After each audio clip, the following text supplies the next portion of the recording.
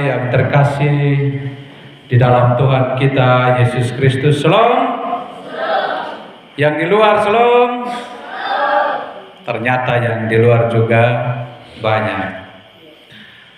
Coba semua yang di luar, yang di dalam, coba senyum yang lebar. Ada yang muka masih kaku. Ya. Semoga ini Natal ini tidak ada beban Kalau ada beban di rumah, tinggalkan di rumah. Dan kalau sudah datang di gereja, itu berarti seolah-olah kita bebas, merdeka. Semua yang terkasih dalam Tuhan, malam hari ini dalam perayaan Natal Pemuda, dalam tema renungan ini adalah berbeda itu indah. Berbeda itu indah.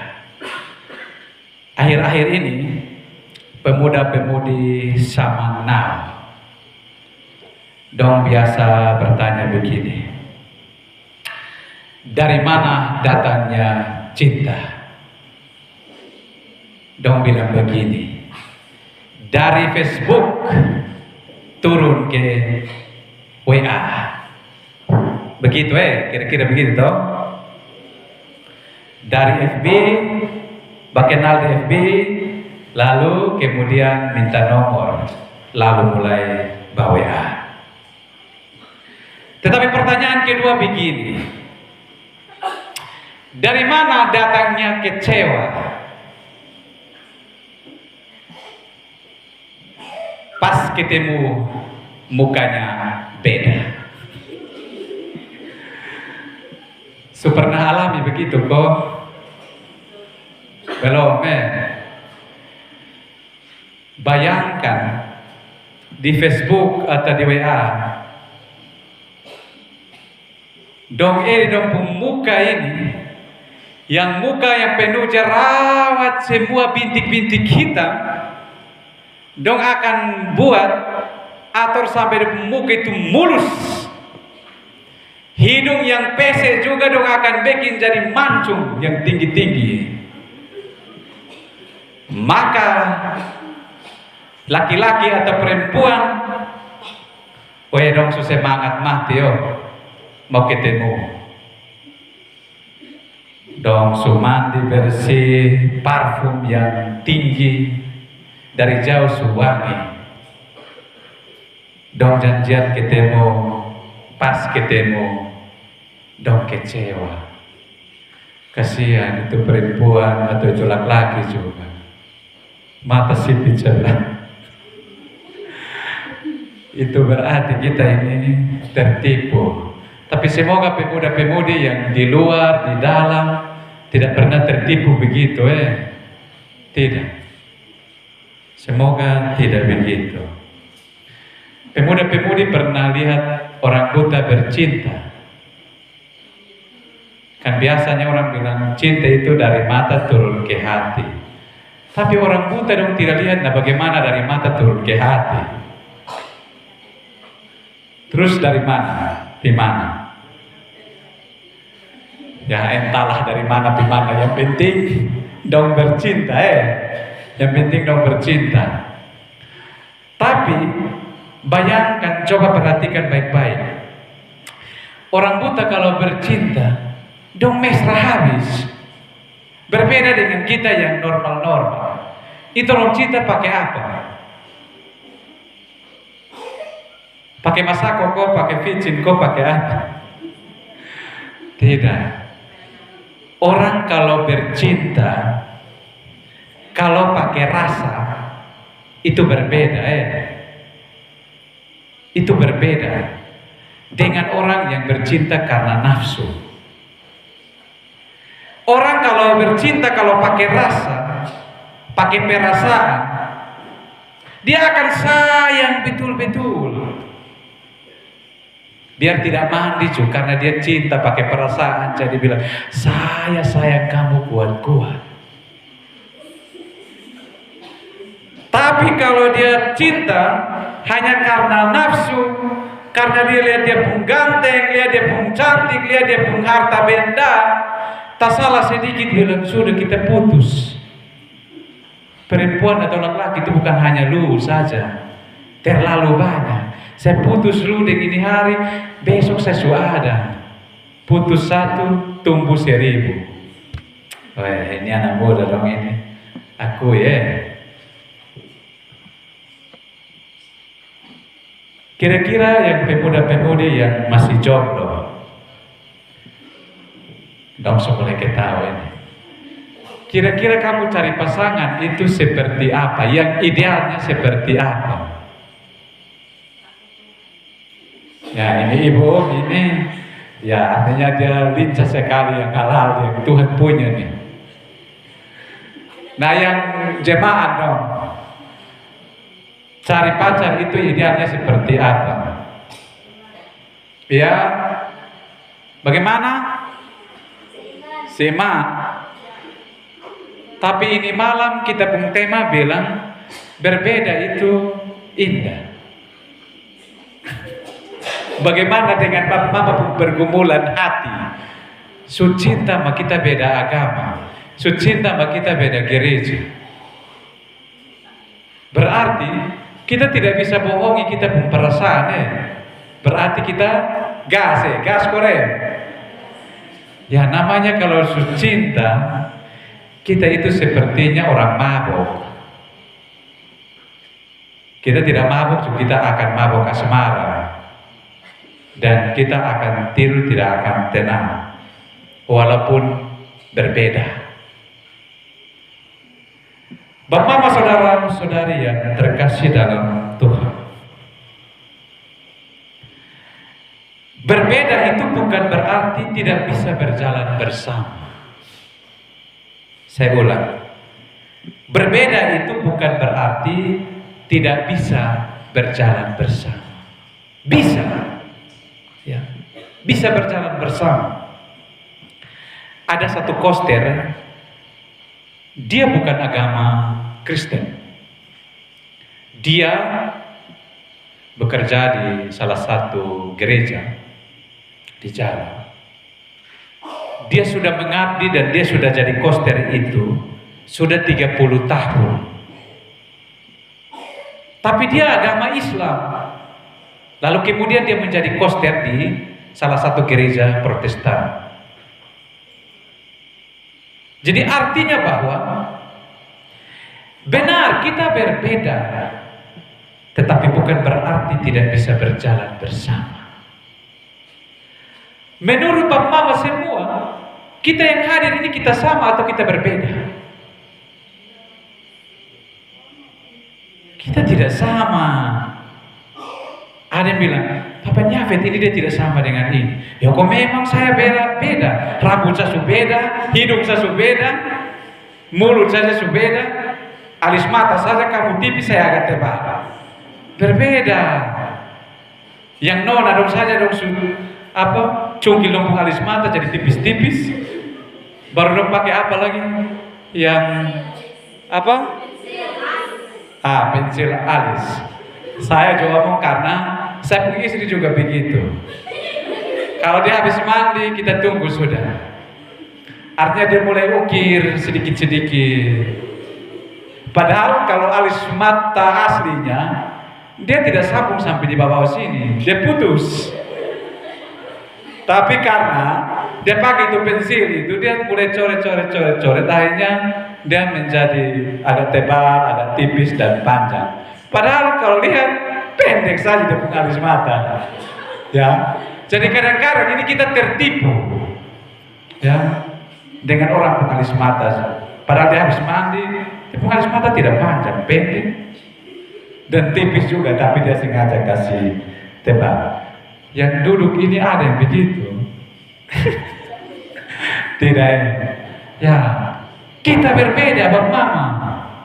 Saya saja tinggi. Ada yang pendek. Masa kita membandingkan Papa Nyafet harus sama dengan ini Zakeus? Tidak mungkin. Zakeus kita sudah tahu dia tubuhnya pendek. Tidak mungkin kita mau samakan kita berdiri dengan orang lain.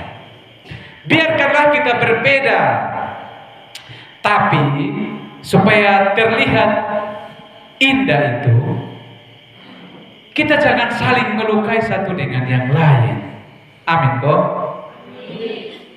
Ya, kalau berbeda itu indah, kalau kita tidak saling melukai satu dengan yang lain.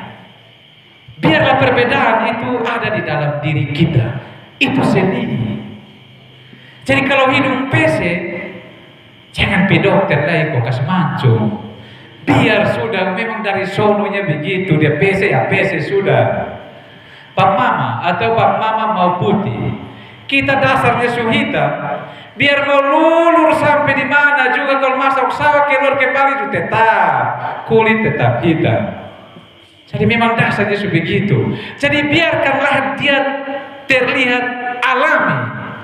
Kalau dia terlihat alami, itu terlalu cantik dan terlalu ganteng.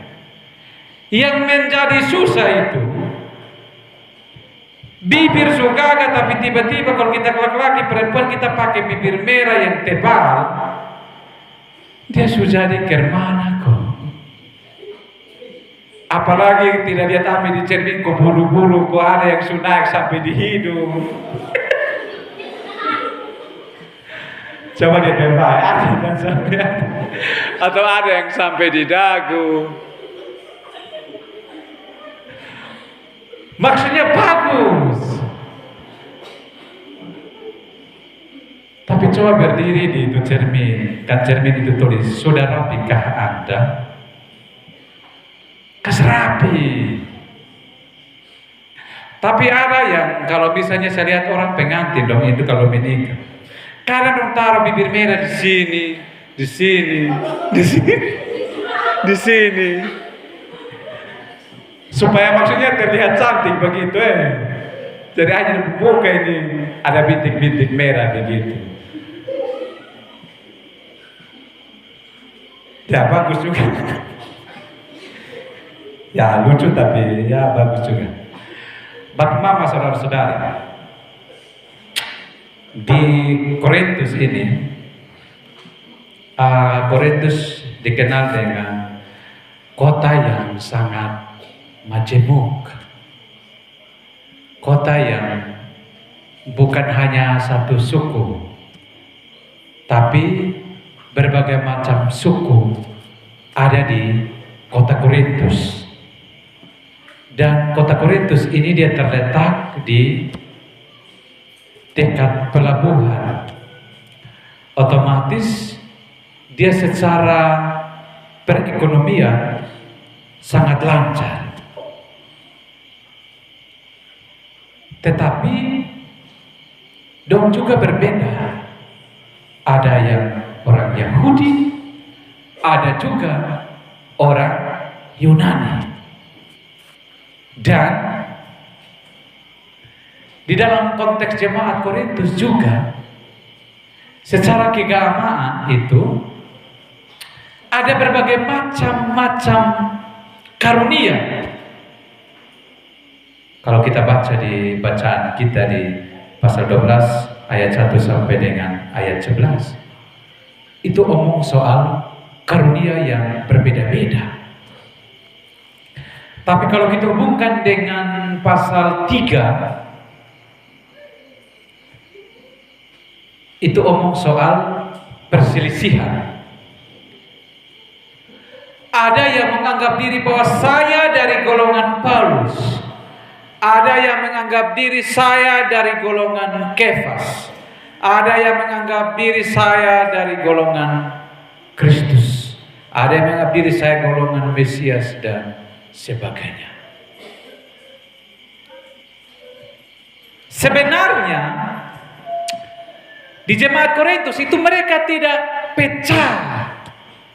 Sebenarnya mereka itu tidak selisih, tetapi hanya karena mereka berbeda pendapat, hanya karena mereka menganggap diri bahwa saya yang paling hebat, saya yang paling lebih. Kalau golongan Paulusnya bilang saya paling lebih dari golongan Kefas.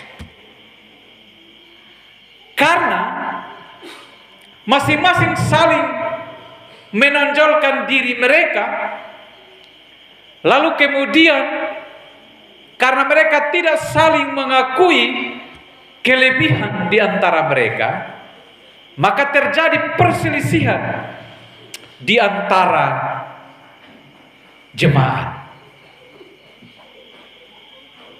Sebenarnya perbedaan itu tidak menjadi persoalan, tidak menjadi masalah di dalam jemaat. Kalau berbeda itu dikelola dengan baik untuk saling melengkapi, itu pasti indah. Dia indah bagaikan seperti kita tanam bunga. Kalau kita tanam bunga di hanya satu pot dan hanya satu bunga atau satu warna, tidak kelihatan menarik, tidak kelihatan cantik.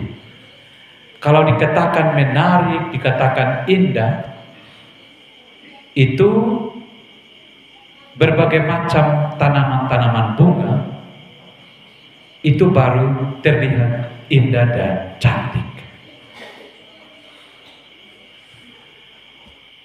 Tetapi jemaat Korintus tidak sadar dan menyadari hal itu. Mereka lihat perbedaan itu menjadi perpecahan. Perbedaan itu menjadi masalah di antara mereka. Firman Tuhan malam hari ini kita belajar tentang banyak anggota tetapi satu tubuh. Paulus dia menggunakan analogi tubuh untuk menjelaskan kepada jemaat yang ada di Korintus.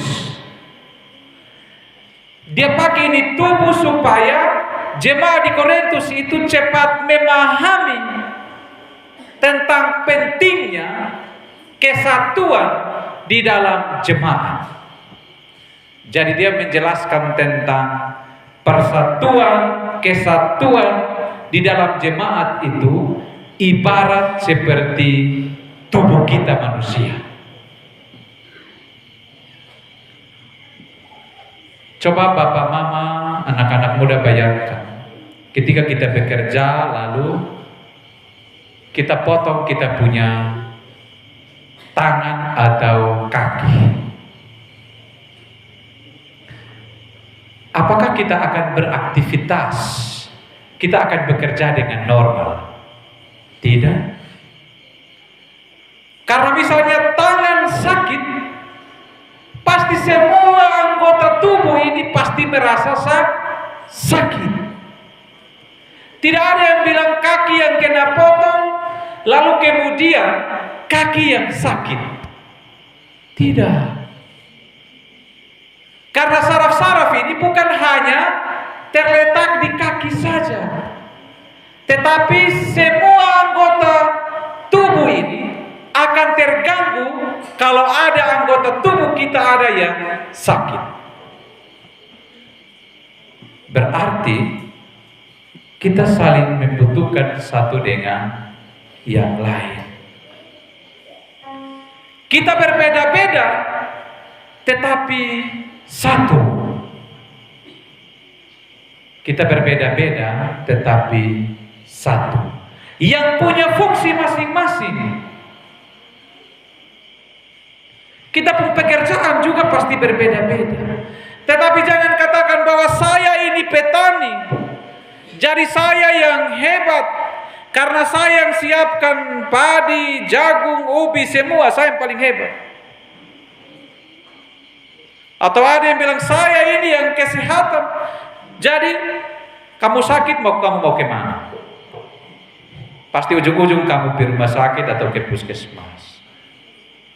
Atau ada yang bilang saya ini guru, jadi saya ini paling hebat, karena saya yang mengajar, saya yang mendidik, sehingga kamu bisa menjadi pintar.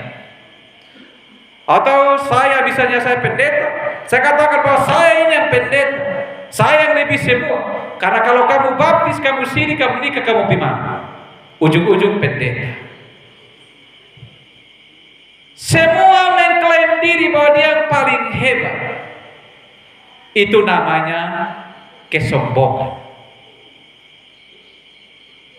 Kesombongan itu pasti tidak mengenal siapakah sesama kita,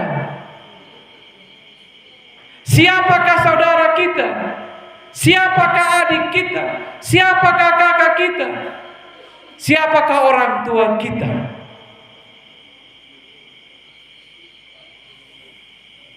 Karena kita tidak mengenal diri kita dengan baik dan kita sombong, maka persaudaraan persekutuan kita menjadi rusak. Makanya coba perhatikan, kalau pemuda-pemudi Kristen, kalau mabok itu, biar dong hidup bersama juga dong bapukul. Padahal dong lingkar ini satu meja. Dong hanya pakai satu sendok saja, satu piring. Dong makan sama-sama, dong minum sama-sama. Tapi kalau yang air panas itu seputar dong otak, dong tidak bisa terkontrol dan terkendali, dong akan bapukul. Dong bapukul kadang-kadang dong bapeluk, dong menangis. Atau kadang-kadang tidak terkontrol, dong minum-minum, coba lihat, dong akan menangis sendiri-sendiri. Satu kali ini saya masih di Timor, saya pimpin ibadah pemakaman, ibadah penghiburan. Saya khotbah bilang begini, menangis itu ada banyak. Ada yang menangis betul-betul karena sedih, karena ada kehilangan. Tetapi ada yang menangis karena air kata-kata itu seputar di otak. Lalu tiba-tiba ini orang ini mungkin dia dengar, dia mabok telek-telek, dia dari jalan, dia masuk. Dia masuk, dia duduk di kursi, ibadah sementara berjalan. Tiba-tiba dia menangis sendiri di situ.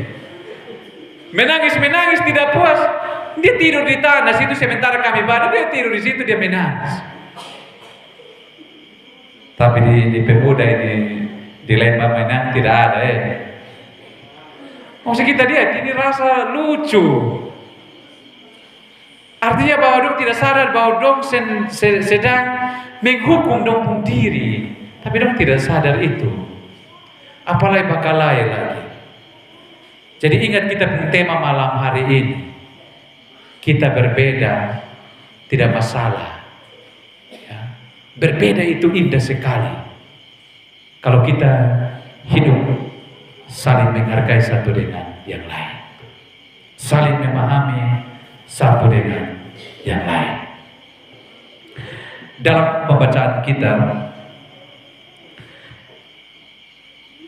yang pertama yang menjadi pesan firman Tuhan bagi kita, yang pertama, masing-masing anggota tubuh menyadari bahwa saling membutuhkan. Masing-masing anggota tubuh menyadari bahwa saling membutuhkan. Kalau kita baca di 1 Korintus pasal 12 ayat 20 sampai dengan 22. Kita semua itu penting di gereja. Kita semua itu penting. Semua itu penting. Jangan di gereja Mama, jangan bilang begini, saya itu yang lebih penting, kamu itu tidak penting. Kalau kita omong begitu Mama, kita omong bilang saya penting, si B penting, si C penting, si D tidak penting. Nah itu nanti kacau. Jadi kita semua penting di dalam gereja. Semua penting di masyarakat. Kita sebagai pemuda-pemudi di gereja manapun, di agama manapun, semua itu penting. Dan kita saling membutuhkan satu dengan yang lain. Tidak ada yang bilang tidak penting. Sama kayak kita pun tubuh ini. Coba bab mama potong hidung. Ini malam coba siapa yang berani, nah dia coba. Dia bilang, sapu hidung ini tidak penting. Karena apa? Saya kepingin mau cium itu nona, itu laki-laki, mah dia tidak mau. Jadi saya rasa ini sapu hidung tidak penting. Coba. Pites. Itu nanti besok kita lihat dia model bagaimana. Coba. Lucu. Penting Bapak Mama. Atau tiba-tiba dia bilang, saya ini pun pacar suruh saya tidak boleh merokok, jadi saya pun bibir ini asam-asam, jadi biar saya potong.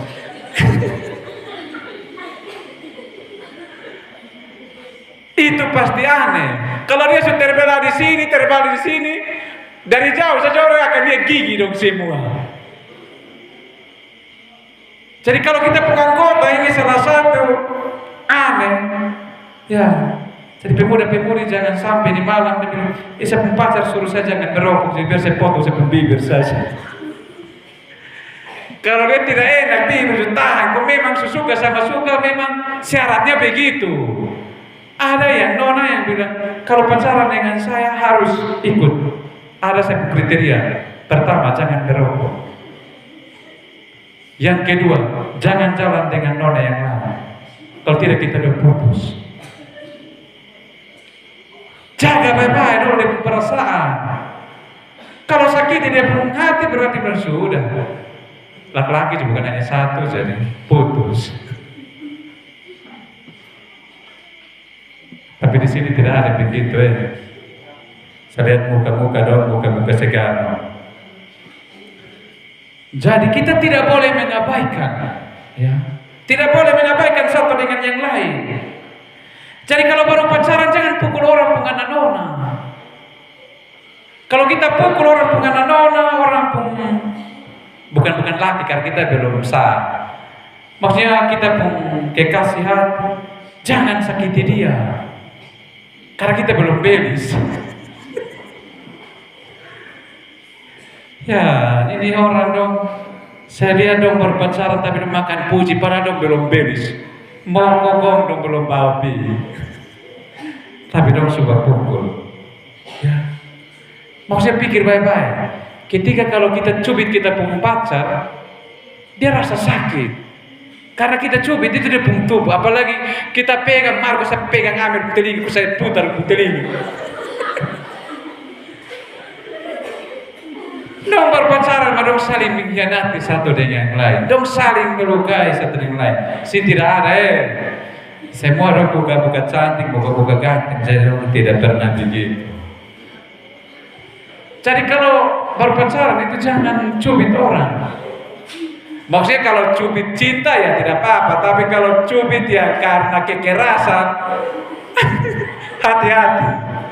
Ya kamu sudah tahu rasa-rasa cubit cinta itu seperti apa, nah kamu buat sendiri. Tapi hati-hati, karena terlalu saking cubit cinta, kuliah juga tidak selesai. Karena cubit cinta pun kerja. Kira-kira di sini siapa yang pacaran dan orang lain dapat lihat dong dan dong lari. Dan dia pun sendal dong tinggal di itu tempat. Maksudnya dong pacaran di tempat gelap, tiba-tiba dong lihat orang senter, dong bangun lari, dong setengah dong pun sendal. Di sini tidak ada Saya waktu masih muda itu begitu. Sampai kaki dong luka-luka karena lari lewat kawan. Ya, tapi bagus, pacaran itu bagus, saling melengkapi. Daripada orang yang tidak pacaran itu berarti dia mati rasa, biar dia berdiri sendiri. Jadi kalau dia berdiri sendiri di situ berarti dia mati rasa. Perempuan cubit juga dia bangun lari, itu berarti dia mati rasa. Di sini laki dong tidak ada. Jadi hati-hati yang laki-laki yang hanya kasih naik status jomblo terus. Kadang-kadang orang juga bertanya, dia ini sebenarnya ada rasa atau tidak? Makanya dia lihat perempuan juga, dia tidak ngomong apa-apa. Saya tidak sibuk, tapi baik perempuan juga laki-laki, karena saya lihat ada yang tidak pernah ganteng juga. Ya semoga ini malam ini kamu dengar berbeda itu indah, kamu pulang kamu ada pacar memang. Yang kedua, masing-masing anggota tubuh harus saling menghormati. Ya, harus saling menghormati. Saling menghargai itu sangat penting. Jadi Paulus omong dan ingatkan kepada jemaat Korintus, menghargai atau menghormati satu dengan yang lain itu indah. Tetapi masing-masing kalau egois, masing-masing kalau pentingkan diri sendiri, itu kacau. Jadi bagaimana pemuda-pemuda Kristen membangun komitmen dalam bercinta? Kalau sudah bangun komitmen, saya kita nikah tahun depan Dan kadang-kadang kalau dong sudah cinta kuat-kuat, coba lihat kalau dong pas wisuda, nanti dong mulai posting. Dong orang tua dong tidak posting, dong posting dong pacar. Saya terima kasih karena kamu sudah menemani sejauh ini. Kamu telah berkorban banyak hal. Dia ngomong terlalu romantis, bertiba-tiba dong dua putus. Maksudnya jadi lucu begitu. Dia orang tua, dia tidak ucapkan terima kasih orang tua yang hebat. Tapi dong baru pacaran belum 1 tahun, dia ngomong dia putus kekasih hati. Baru tiba-tiba dong baku marah, sudah dong parsetan sudah. Terakhir dong tidak saling menghargai satu dengan yang lain. Akhirnya apa? Ada yang tersakiti karena terluka. Bagaimana pemuda-pemuda Kristen terluka di dalam bercinta? Rasanya bagaimana?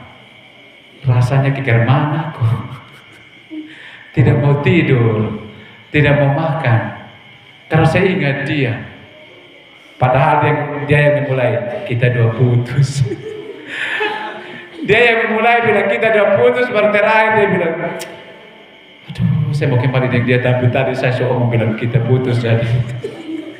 Jadi tidur dengan bebas, tidak sono. Jadi menghargai dulu mama, maksudnya bukan mama, pemuda-pemuda.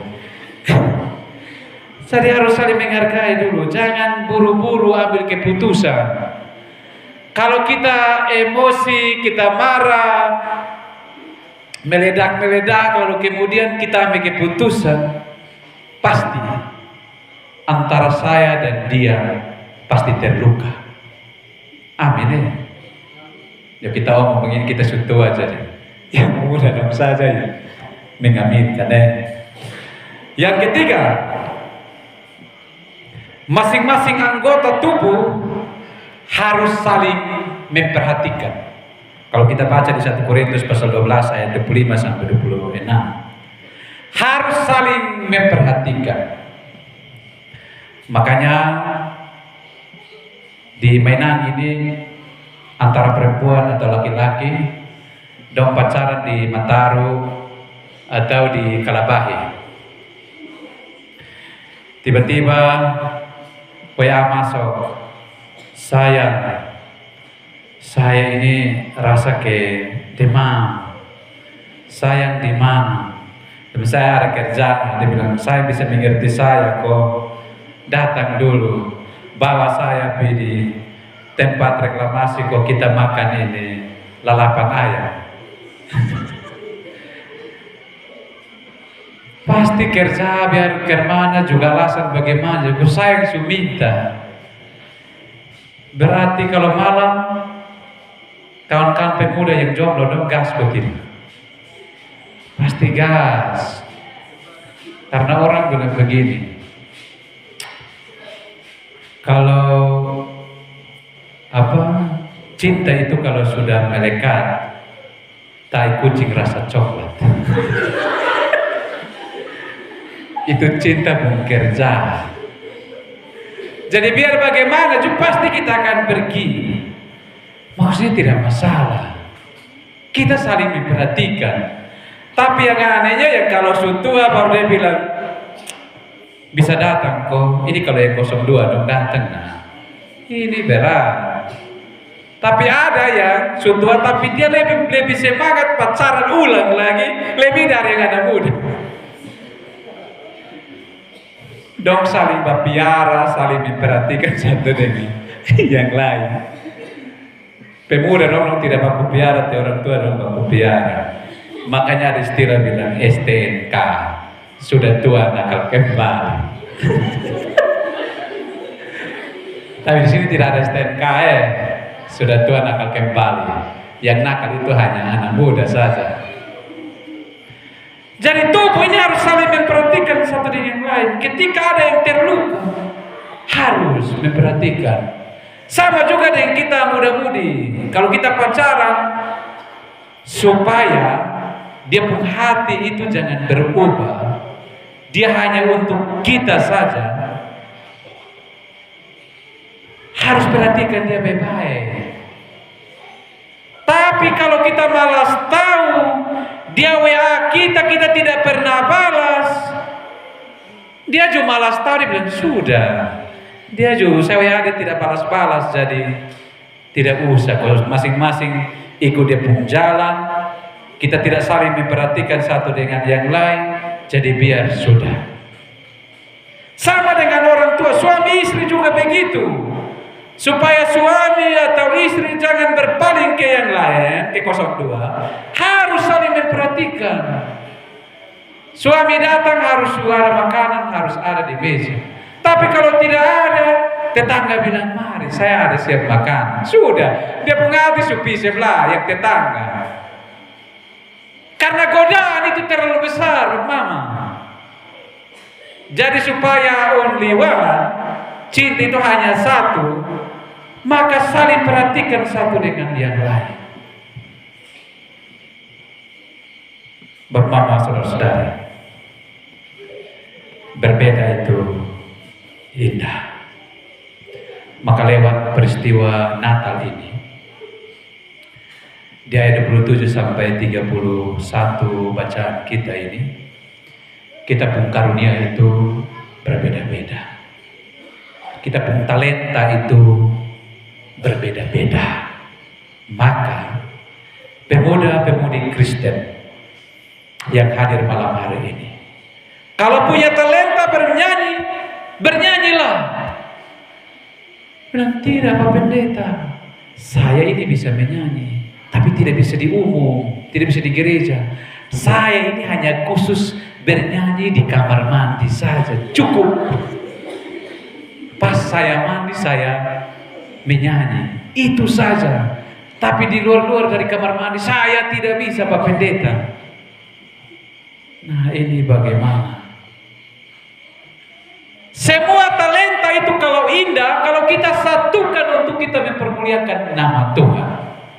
Tuhan berkati firman-Nya. Amin.